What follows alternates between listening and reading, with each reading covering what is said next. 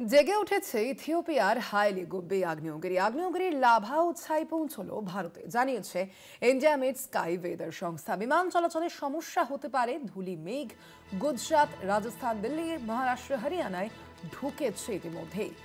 জেগে উঠেছে ইথিওপিয়ার হাইলি গুব্বি আগ্নেয়গিরি, যার কারণেই এই যে ধুলো ছাই তা কিন্তু ইতিমধ্যেই ভারতের আকাশে ছড়িয়ে পড়েছে বলেই আশঙ্কা প্রকাশ করা হচ্ছে। আরো বিস্তারিত জানবো এ প্রসঙ্গে আমাদের সঙ্গে এই মুহূর্তে সরাসরি নিউজ রুম থেকে রয়েছেন আমাদের কলকাতা টিভির পলিটিক্যাল এডিটর আশিস চট্টোপাধ্যায়। আশিস দা, এই যে আমরা দেখতে পাচ্ছি আগ্নেয়গিরি জেগে উঠেছে এবং তার কারণে যে ধুলো ছাই তা কি ভারতের আকাশ আরো বেশি দূষিত করে তুলতে পারে?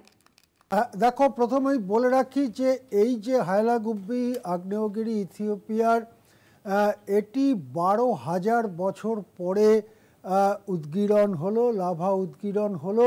সুতরাং এর ব্যাপারে খুব একটা জানা নেই আমাদের যে এটা কতখানি তীব্র হতে পারে, কতক্ষণ চলতে পারে, কতদিন চলতে পারে, বা বারবার ঝলকে ঝলকে বেশি পরিমাণে উদ্গীরণ হতে পারে কিনা, ঠিক কী হতে চলেছে ভবিষ্যতে সেটা নিয়ে আমাদের তেমন কিছু জানা নেই। কেননা 12,000 বছর আগে যখন এর উদ্গীরণ হয়েছিল তখনকার করার মতো পরিস্থিতি, সামাজিক উন্নতি ছিল না।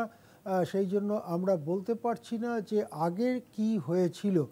আগে কি হয়েছিল সেটার সঙ্গে তুলনা করা গেলে তথ্য বিশ্লেষণের যে সুবিধা থাকে সেই সুবিধা থেকে আমরা বঞ্চিত এই উদ্গীরণের ক্ষেত্রে।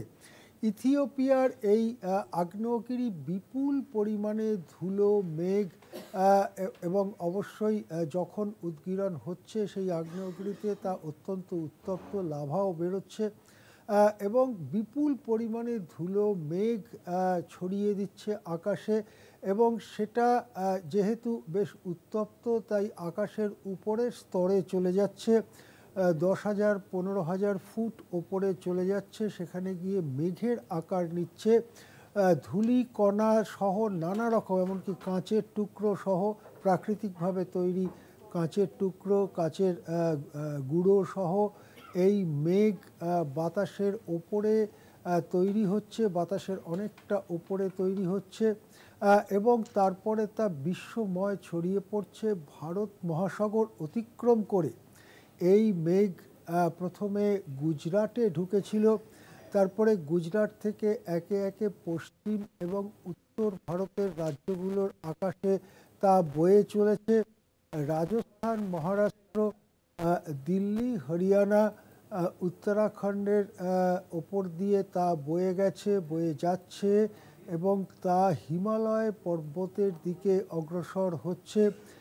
এই রকমই এখনো পর্যন্ত ইন্ডিয়া মেড স্কাই সংগঠন তারা জানাচ্ছে। তারা বলছে যে এর ফলে এই মেঘ যদি নেমে আসে নিচের দিকে তাহলে তা বাতাসে অবশ্যই দূষণ ঘটাতে পারে, কিন্তু মেঘ এখনো পর্যন্ত এতটা উপরে রয়েছে যে আমরা যে বাতাসে নিঃশ্বাস নেই সেই বাতাসের দূষণের সম্ভাবনা, বড় দূষণের সম্ভাবনা এখনই দেখা যাচ্ছে না। যদিও সামান্য কিছু দূষণ তো বাড়ছেই, কিন্তু বড় মাপের দূষণ তখনই বাড়তে পারে যদি এই মেঘ ক্রমশ নিচের দিকে নেমে আসে এবং যে বাতাসে মূলত আমরা নিঃশ্বাস নেই বা আমাদের বাড়ি ঘরদোর যত উঁচু পর্যন্ত হয় সেই লেভেলে যদি এটা নেমে আসে তাহলে বড়সড় দূষণের আশঙ্কা উড়িয়ে দেওয়া যাচ্ছে না। এই যে ধূলি মেঘের স্রোত তা ভারত অতিক্রম করে এখন চীনের দিকে যাচ্ছে, আবার ভারতেও নতুন মেঘ ঢুকছে। এই ব্যাপারটা চলছে, কতদিন ধরে চলতে পারে সেটাও অনিশ্চিত।